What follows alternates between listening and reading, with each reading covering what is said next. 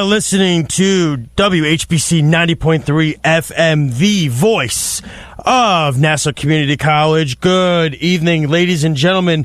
Thank you so much again for tuning into another episode of the only wrestling talk show here on WHBC. It's a program we like to call here Takedown Breakdown. Of course, ladies and gentlemen, I'm Josh Silverberg. You can listen to me for the last time next Thursday night. I will not be there again this Thursday.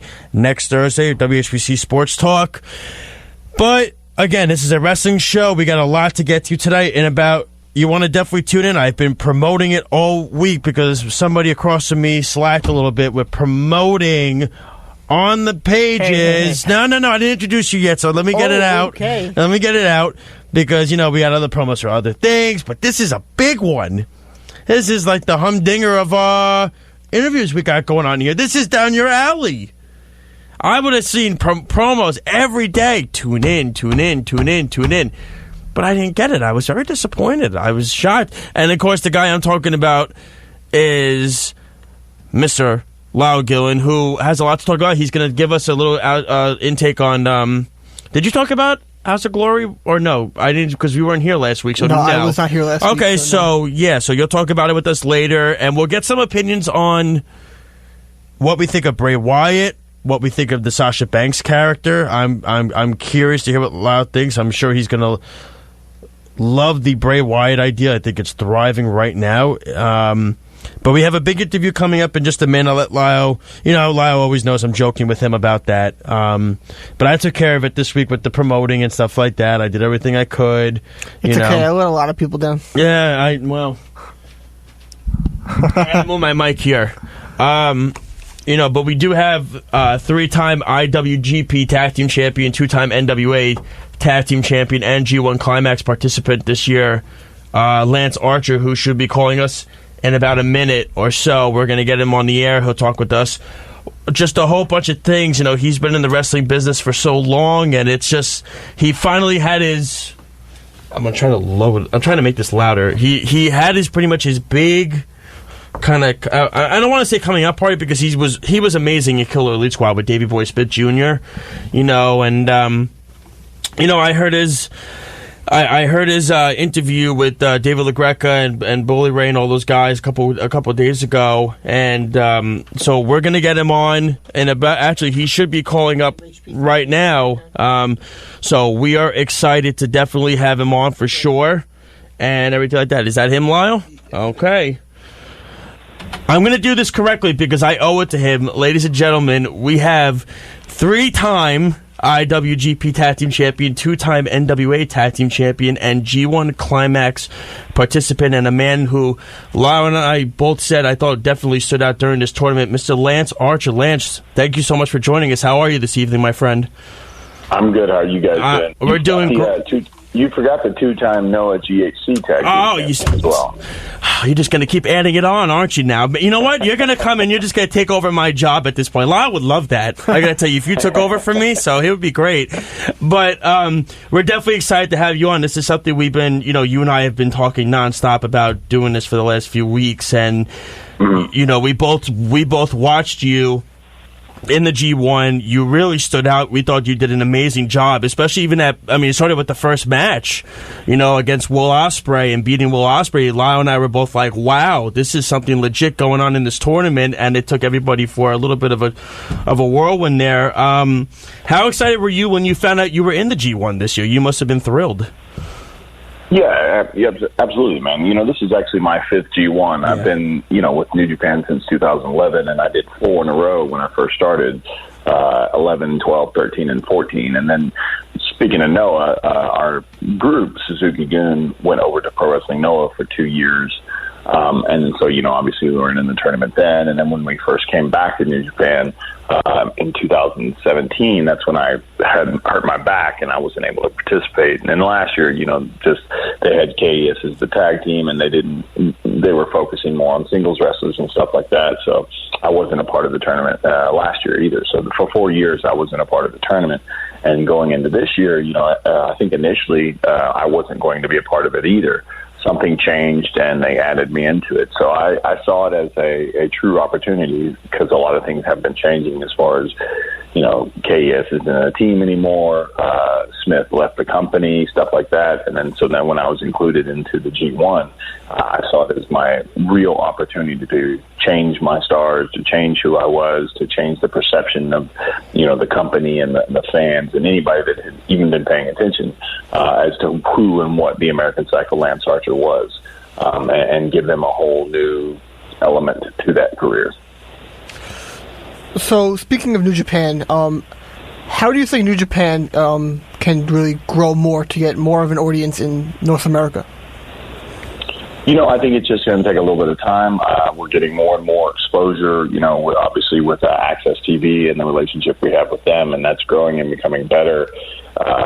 This year during the G1, they moved the show to Saturday nights, and a lot of the Saturday shows, like if we did a Saturday show in Japan for the G1 tournament, that night on Access TV, they were airing the exact same tournament. So the lag time that used to exist on Access TV with New Japan Pro Wrestling is slowly dissipating and going away. Obviously, with the time difference, there's always going to be a little bit of a lag, from live shows to whatnot. But anytime that we've been in the States, considering that first show you talked about where I fought Will Ospreay, that was live on Access TV. So, there's a lot of things that are growing in that aspect and gaining viewership from the North American fan base. And then New Japan World itself, the streaming network that we have is gaining more and more subscribers. It's easier and easier to navigate for an English-speaking audience. All of our major shows are produced with an English-speaking commentary.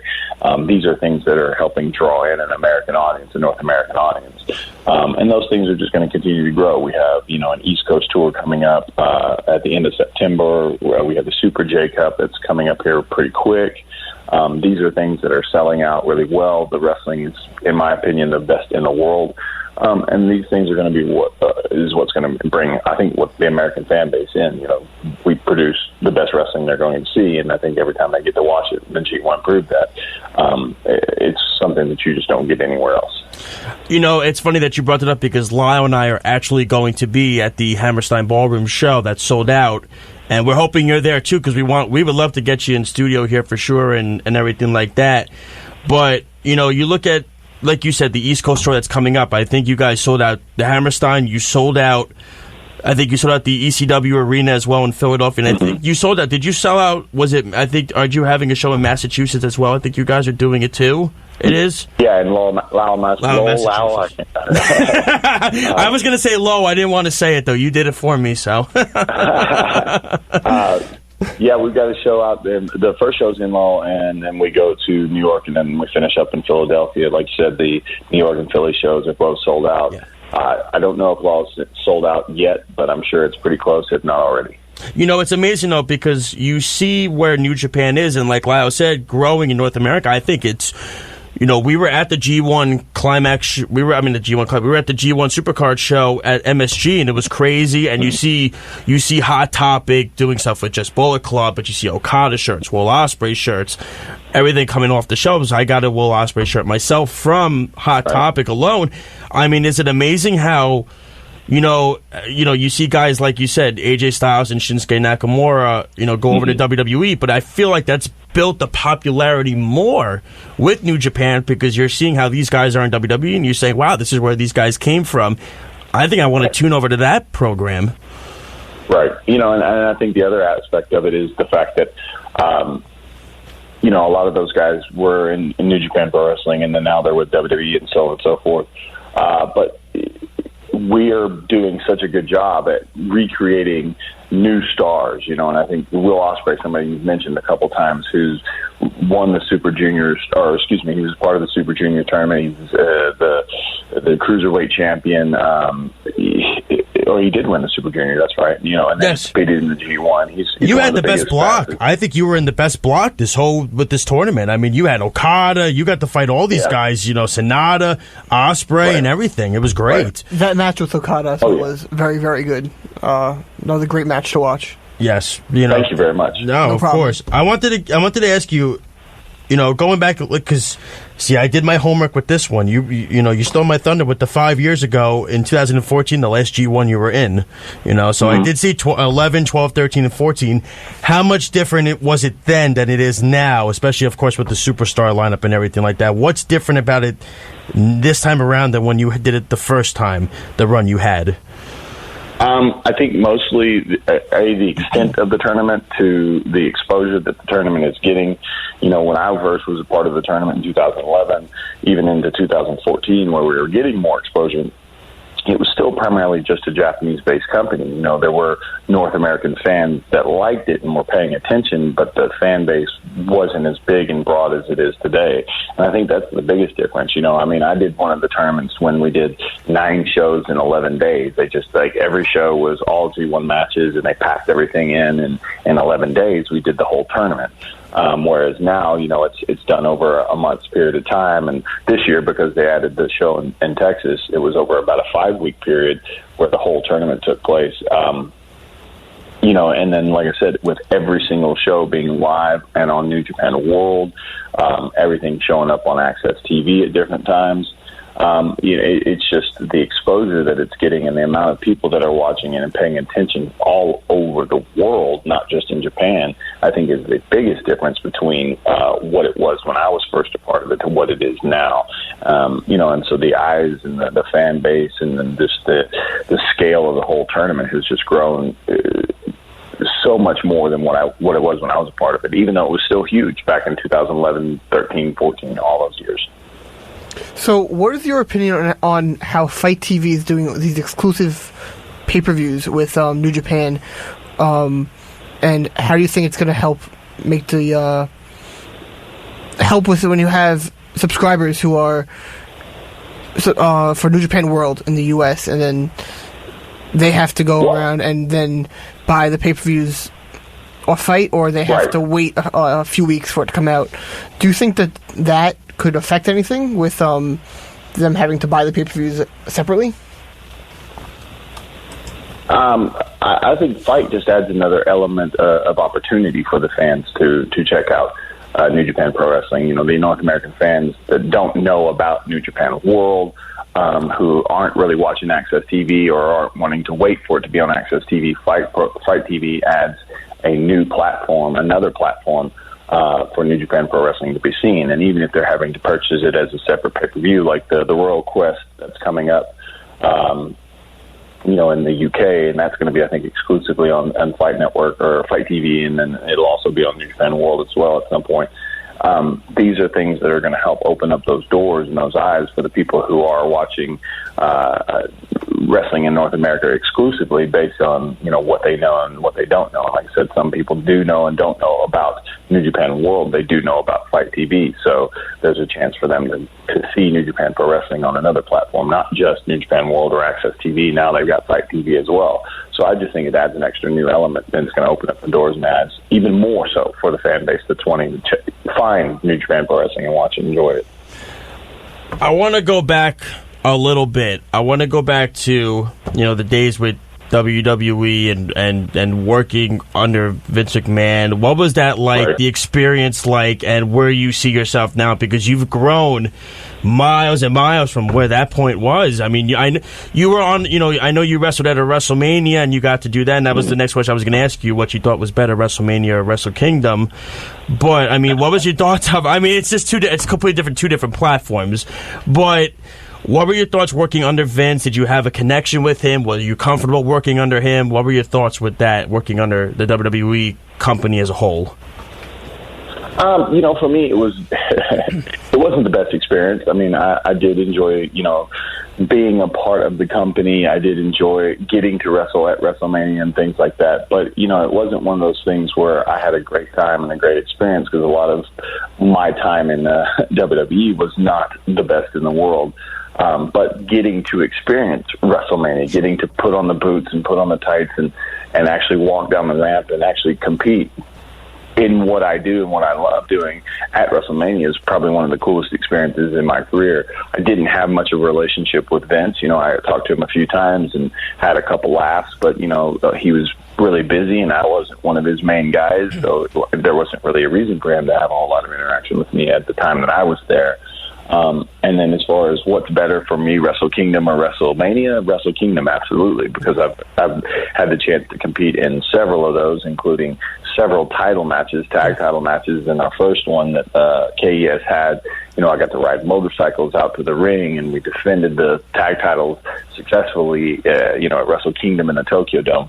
So for me, Wrestle Kingdom is a much more special time, because my best part of my career has been in Japan and with New Japan Pro Wrestling. So to be able to compete at several different Wrestle Kingdoms and several different title matches and successfully and get to ride motorcycles and just have a great time. Oh, sure. For me, it absolutely blows WrestleMania out the water, considering I was on a pre-show WrestleMania, and this was pre. It still counts, time, though, so. Lance. It still counts, though. Oh yeah, no, I'm not taking it away. I'm just saying, this was pre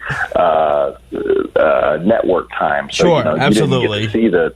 Unless you were there live or bought the DVD later, you didn't get to see the Battle Royal. Yeah, I'm glad you brought Killer Elite Squad. I tell Lyle this all the time. I always say it's one of my favorite tag teams I got to watch, and to see you and Davey Boy, when you.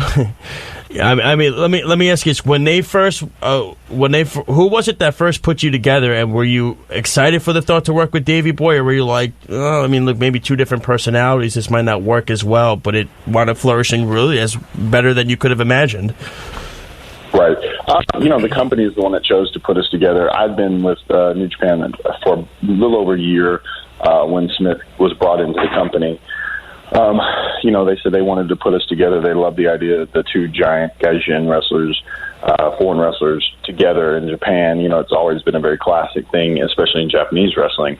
And I think he'd had a lot more success in WWE than I did, but I think he was still somebody who was trying to prove himself in this business, being the son of the legendary British Bulldog, and he was still trying to find his place in the business and make his mark in the business as Harry Smith, or Davey Boy Smith Jr., as he ended up being called with New Japan Pro Wrestling. And then, for me, again, I've been with the company for about a year, but they really hadn't done a whole lot with me, and now they're putting him and I together as a tag team in 2012, and I think both of us just saw it as an opportunity to kind of establish ourselves in the business. So it wasn't even a point of being worried about it or being skeptical about the whole situation. It was just like, all right, cool. And, we got together and we both came up with the name Killer Elite Squad, and we were very much on the same page as far as trying to make sure that the team was something special. And I think we both understood at the time that if the team was special, then people were going to pay attention to us even as individuals, and we would be special in that same sense. So I think we both, especially in the beginning, very much enjoyed the idea of being KES, the Killer Elite Squad. Do you still keep in touch with him at all? I know he's moved, like you said, he's moved on from the company, but have you talked to him recently? I haven't spoken to him recently. Like I said, things happened, things changed. He chose to go a different direction, and so on and so forth. We hadn't had our conversation since before the G1 started and all that stuff, and like I said, it is what it is, and just sometimes there has to be a little bit of time. I hope nothing but success for him. There's no ill will in any way or any such, and he's doing good things with MLW right now. He is. I think he has aspirations to do some MMA at some point, and who knows what's going to come from that. I know he's been training with Jack Swagger, Jake Hager, and I think I said Jake's last name correctly. But, and Jake's had success in Bellator, so you never know. Yeah. Who knows what's going to happen there. I want to go back to the days in TNA, I mean, because it's kind of a, crazy it was. I was there in 2005. I think I brought it up to you. I don't know. Do you remember? Obviously, it was a weird night that night. But do you remember the main event, the Abyss AJ Styles match in 2005 at Lockdown? I'm asking only because there's a video clip of me as a little kid. AJ Styles jumps into the crowd. He lands on my mother, and I'm screaming my tail off wearing a WrestleMania 20 shirt. And AJ Styles jumps off into Abyss, and I'm just screaming at my mother. Did you see that? Did you see it? That's how I remember. And I know that was an interesting night, only because you were in the opening match with of course, what happened with Chris Candido and everything like that. Right. I know, because you were in a tag team match at that point. What do you still? I mean, are the thoughts still? Do you still think about like how did that all unfold and how quickly everything happened, and how were you able to mentally continue to wrestle in that match and then continue going forward? Period. After something so sudden like that happens.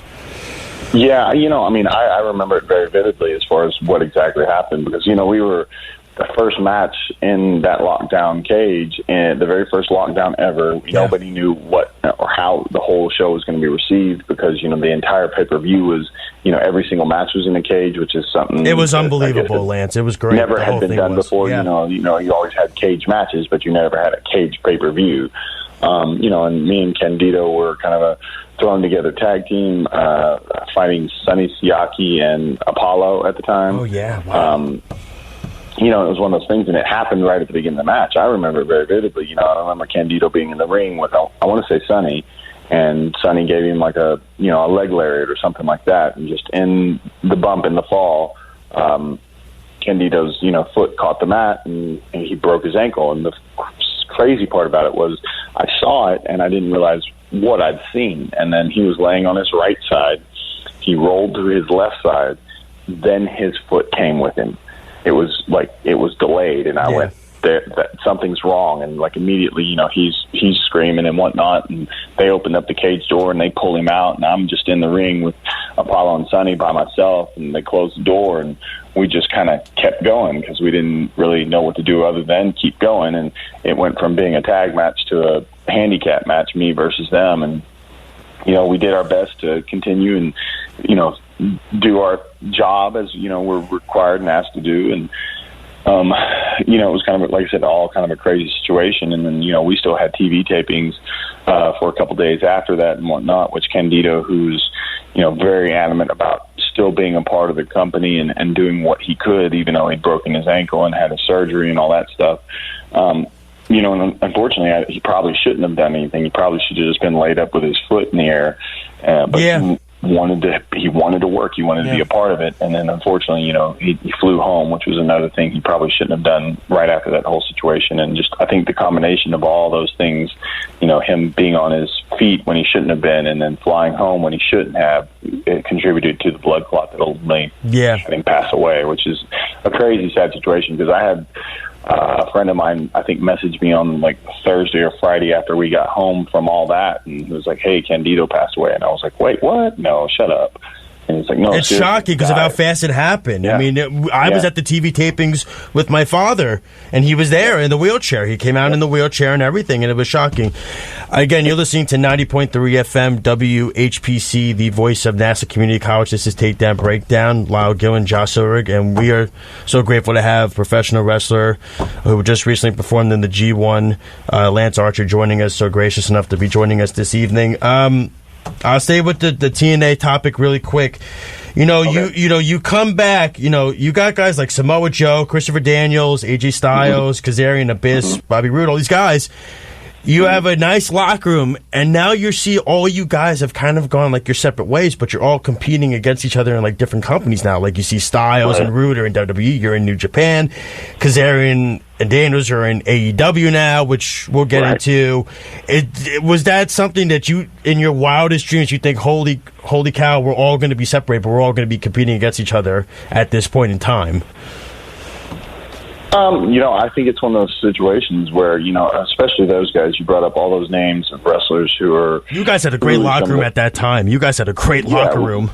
We had a great locker room at the time, but it's the wrestlers you're mentioning, from the AJ Styles to the Christopher Daniels to the Bobby Roodes, all those guys that you're just saying, everyone knew that they were as good as they were at the time. And myself, I just have always been driven to continue to push forward no matter the obstacles that have been put in front of me.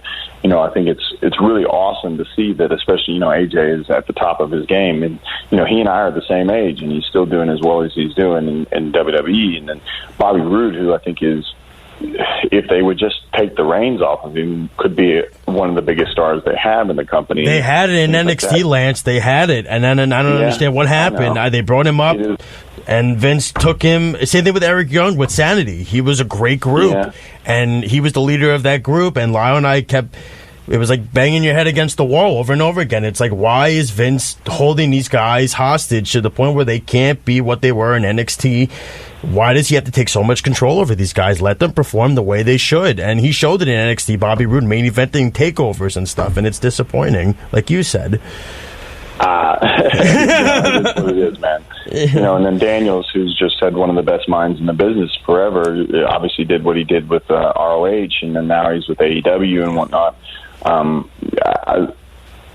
I'd like to believe I'm in that same class of being in that top tier talent. I'm not going to say I am, but I've obviously pushed my ass as hard as I could for as long as I could, and continue to try to push myself to be the best I can be and be better than people even expect me to be. And it's cool that, like I said, that I'm 8 years now with New Japan Pro Wrestling and doing decent things. AJ Styles, who did come through New Japan and was the IWGP Heavyweight Champion for a while, and now he's with WWE and he's been a multi-time champion there. And then, like I said, Christopher Daniels, who's now with the amazingly upstart AEW and things like that. It's just really cool that we had such a strong locker room, and now they're doing what they're doing. And speaking of Abyss, he's now an agent with WWE. Yeah. Who would have ever thought that was going to happen? Yeah, really. Like It's true. I think him and it's Sanjay Dutt, I think, are the two that are agents now for WWE. It's crazy. And Jeff Jarrett, who's yeah, he came back. That was a relationship and, that really Sting was. I think he was there when you were in TNA too.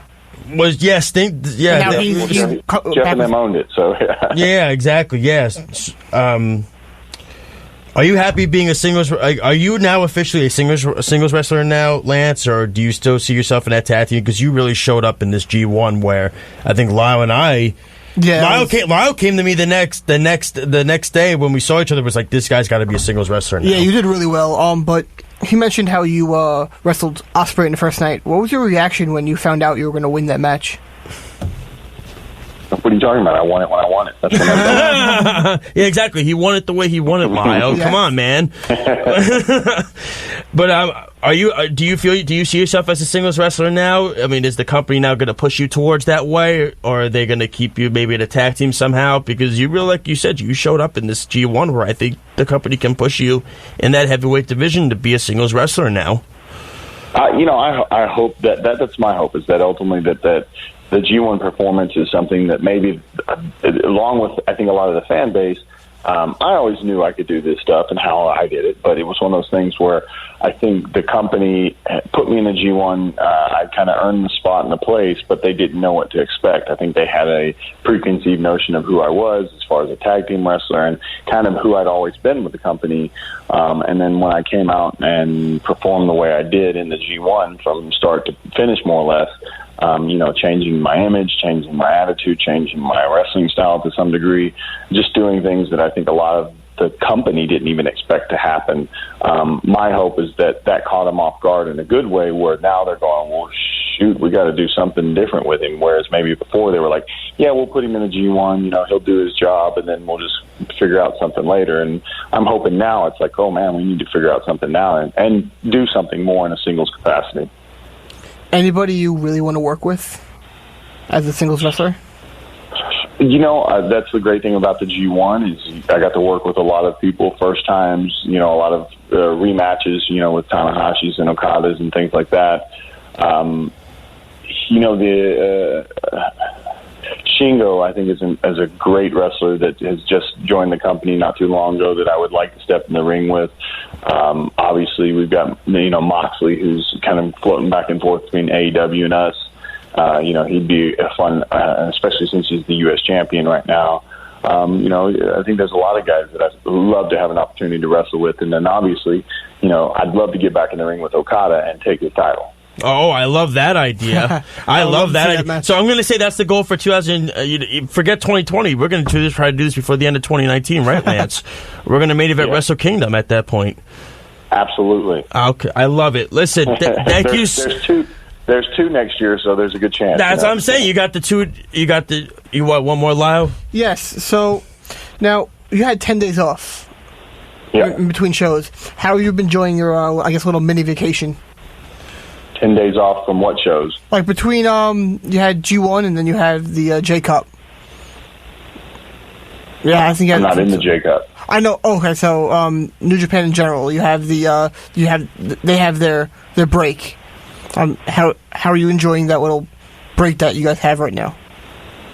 I guess okay, but I just competed in Las Vegas at Future Stars of Wrestling this last Saturday, so I was home for 3 days and then flew out to Vegas and wrestled. And I'm actually off this weekend, which I'm going to enjoy and spend some time with my family and stuff like that. But then I'm right back on the horse working a lot of independent companies here in Texas, VIP Wrestling on September 6th. I'm going out to, before that, I'm even going out to Chicago for Warrior Wrestling on the 1st of September, and I'll be at StarCast doing some autograph stuff and whatnot. And then, like I said, VIP Wrestling in Dallas area on the 6th, Lions Pride Sports on the 7th. Just the list kind of keeps rolling and rolling. And then, the New Japan East Coast Tour at the end of September. So, like I said, I had 3 days off, worked again, and then I'm going to take this weekend off. Are you Are you on the tour? Are you on the East Coast Tour, Lance? Do you know yet? Or do they I know, sure? But I don't know if I can say. Yeah, I'm going to be on it. So so that means we got to get you in studio somehow. We got to figure this out. Maybe, but I don't know if there's going to be time because I'll drive. I'll pick you up. I'll get you a nice. We'll pick you up in a nice car. I'll take you in. I'll take my fiance's Jeep, and then we'll go from there at that point because. My Hyundai Elantra I don't know if that's going to work, but Lance, we'll let you run. By the way, congratulations on being on Steve Austin's show. How was it? Did you meet him before that, or was that the first time you met him, Stone Cold? No, that was actually the first time I ever actually got to meet him. Awesome. I got hooked up with the show. It was kind of a cool experience on that one because before the show even happened, he randomly called me, and I guess he got my phone number from somebody from the producer's office or whatever. And, like, my phone rang and it said Beverly Hills. I'm like, who do I know in Beverly Hills? And so I answered. It was like, is this Lance Hoyt? And I was like, yeah. And he goes, this Steve Austin? And I went, oh, okay. And had a great conversation with him. And then, got to go out to California and we filmed the segment with Sal and Steve on his show. And it was a lot of fun. He was really cool, really gracious. He gave me a lot of airtime. I don't know how much USA showed as far as what I got to do, but I was there, I was a part of it, and he was extremely cool and extremely gracious about the whole situation. Well, Lance, we wish you seriously nothing but the best going forward. Congratulations on everything so far this year. Nothing but success going forward. We see big things from you, and we don't want you to be a stranger on this show for sure. Please, anytime you want, and anytime we would love to have you come on and call in and anything like that. Thank you very much for coming on, man. No, thank you for having me on, guys. Thanks, Lance. Appreciate it. Have a good rest of the evening, all right? All right, man. You have a good night, guys. All right, you take care. Lance Archer, ladies and gentlemen, 3-time IWGP Tag Team Champion, 2-time NWA Champion. When we come back, we're going to get into a little bit about what we think of the Bray Wyatt character, the Sasha Banks character. Lyle's going to pick up the pieces after that. Just kidding, Lyle. I love you. Just kidding. He does like the all shucks thing afterwards. I think it's funny. Oh, rats. That's okay. That's why, Lyle, you have to study. Like I did. You have to study. Okay? You ask too complicated questions. Like, what do you feel about the J Cup, but this cup, but this? I don't even know how many cups there are. I just asked him about his skill set and his history. I love you, Lyle. We all love you. That's why you still have a job here for now. Just kidding. We'll be right back. You're listening to 90.3 FM WHPC, the voice of Nassau Community College. Again, when we come back from the little break, we're going to talk a little bit. We're going to get into the Bray Wyatt situation, him attacking a man that's blocking Lyle, actually, on Twitter. He attacked him tonight. Wait, someone blocked me, you said? Well, somebody's blocking you on Twitter. You remember that little thing is find a famous person that's blocking you on Twitter. And you've posted a picture on your Twitter of somebody that's blocking you. Oh, Lord. Well, oh, God. All right, we'll be right back. What are you talking about?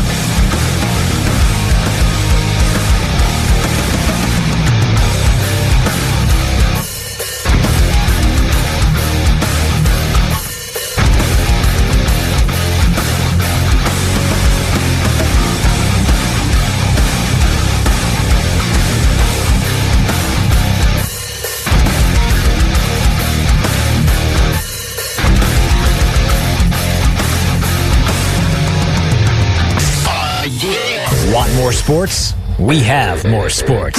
Catch WHPC Sports Talk all week to get your sports fix. Break it down. Every weekday afternoon at 4. Plus, Monday mornings at 9 and Thursday evenings at 9. Come and get some of this. WHPC Sports Talk. Exclusively on the voice of Nassau Community College, 90.3 WHPC. Saturday Night Fever. Polyester Suits. The Brady Bunch. Bell-bottom jeans.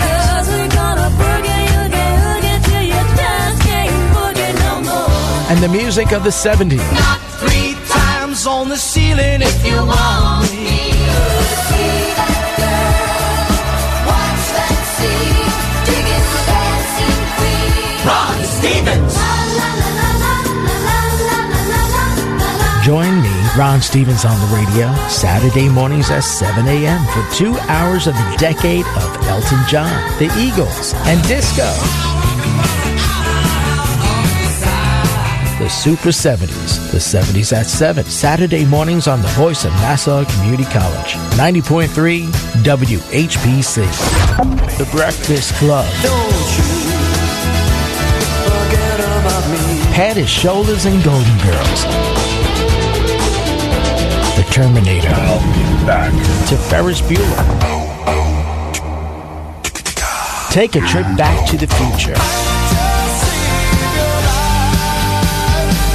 That's the power of love. Ron Stevens. Saturday afternoons at 2 for 2 totally awesome hours of the decade of Madonna,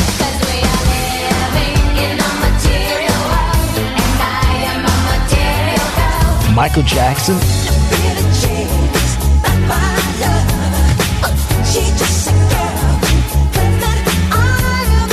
and Whitney. Essential 80s. On the voice of Nassau Community College, 90.3 WHPC. This is the Nassau Mix. Why don't you just meet me in the middle? People got me questioning. Where is the love? The 90s, 2K, and today all adds up to the Nassau Mix. I got the 90s. Help us on. Help us on. Help us on. 2K. I tried so hard and got so far, but in the end, it doesn't even matter. I am his and he is mine. In the end, it's him and I. Him and I. The Nassau Mix. Listen weekdays. On the voice of Nassau Community College, 90.3 WHPC. In the end, it's him and I.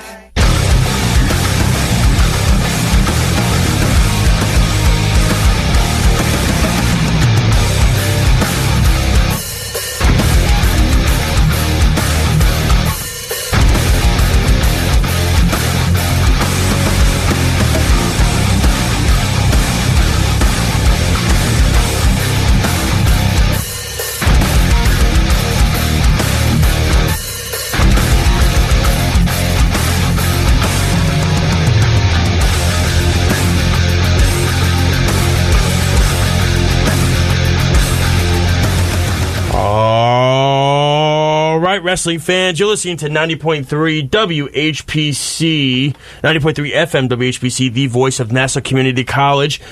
Welcome back to the second half of WHPC's Takedown Breakdown, the only wrestling show on WHPC. Of course, alongside me, as always, Lister Lyle Gillen.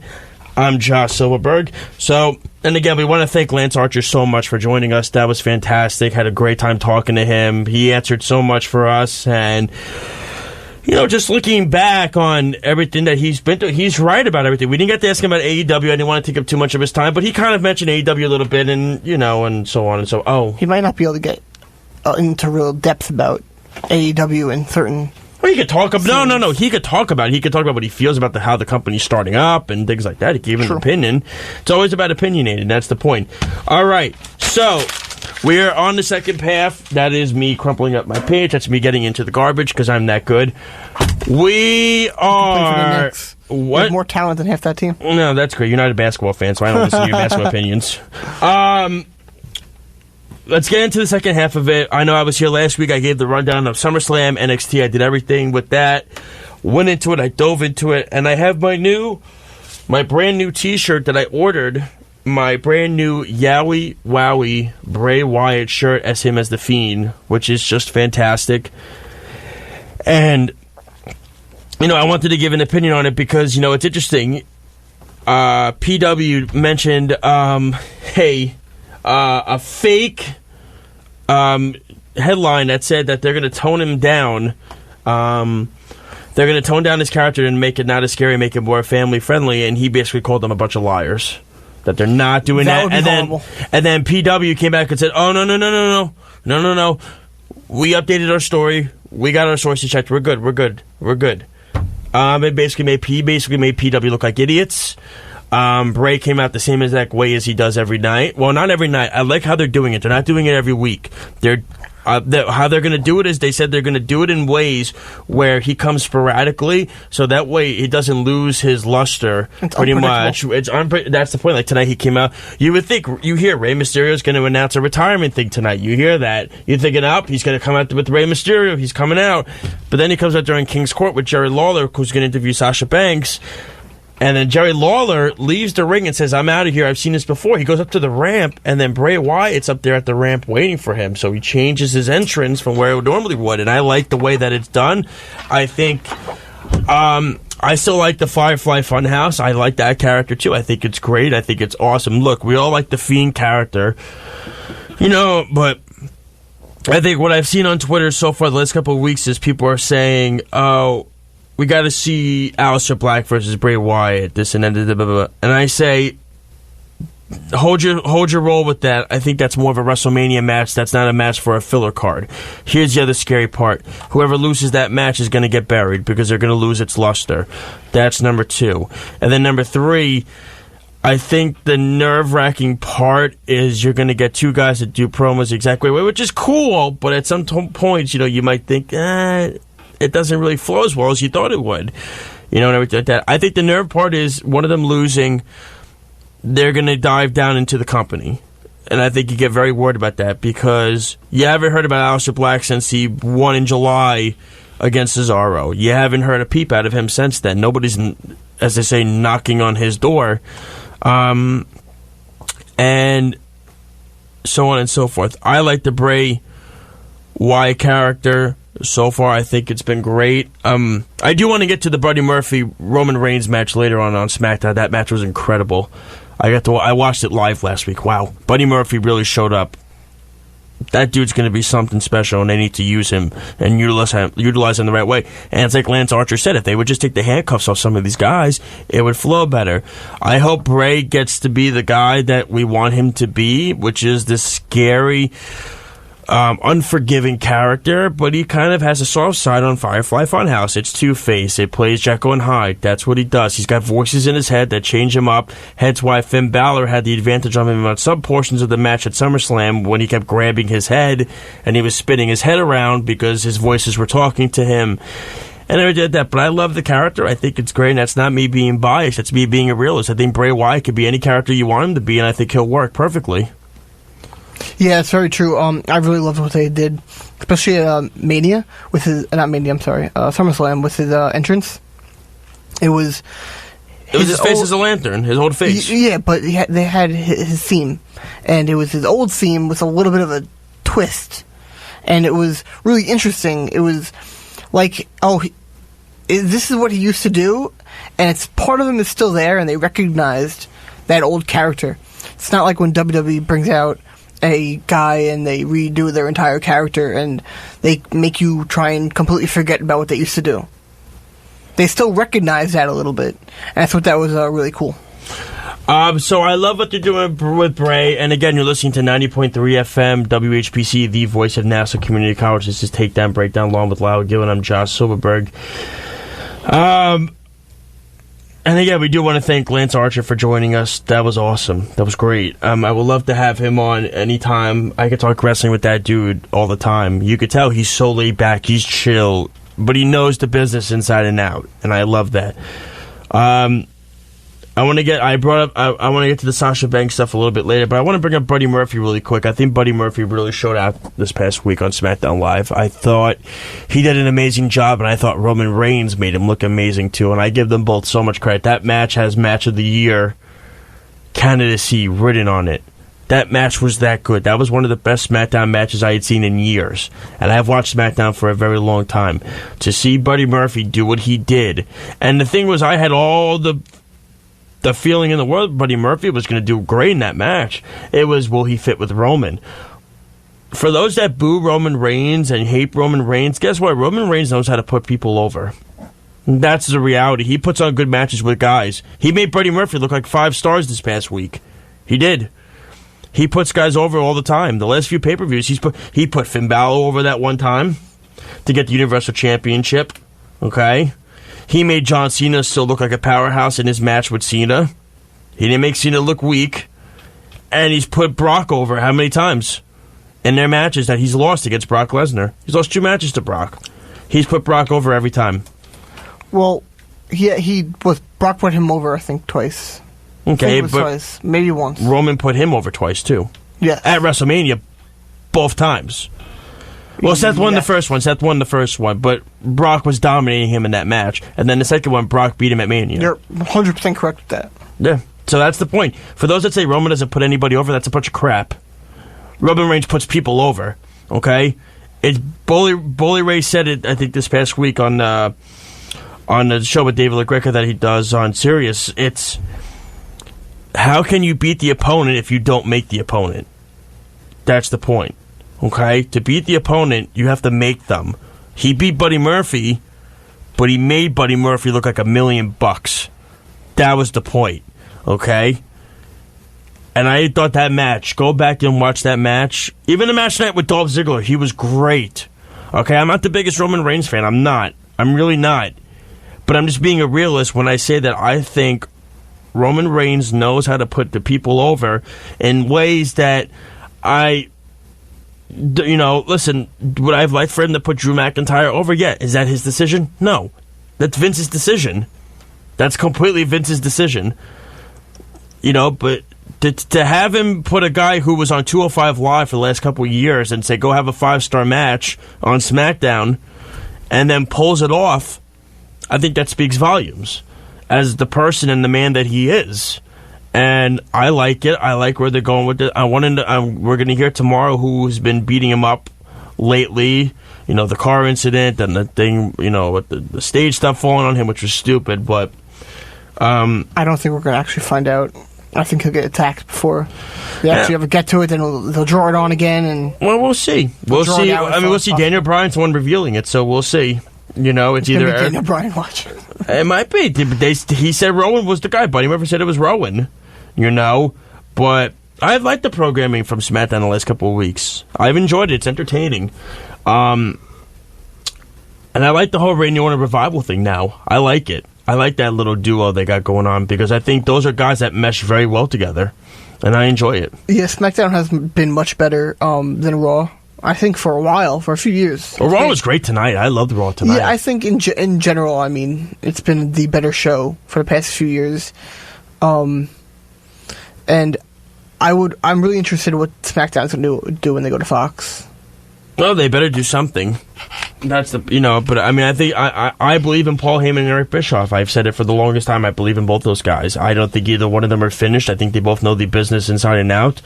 I respect Paul Heyman for doing something with a very small indie company that played in bingo halls his whole life, and I respect Eric Bischoff for nearly putting Vince McMahon out of business at one point.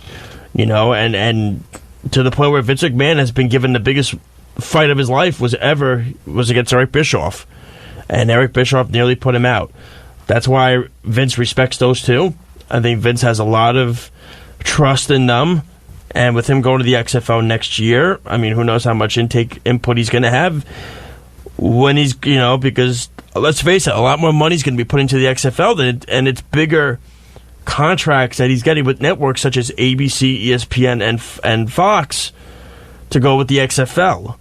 Those are bigger network money-making contracts than he's going to get with WWE will.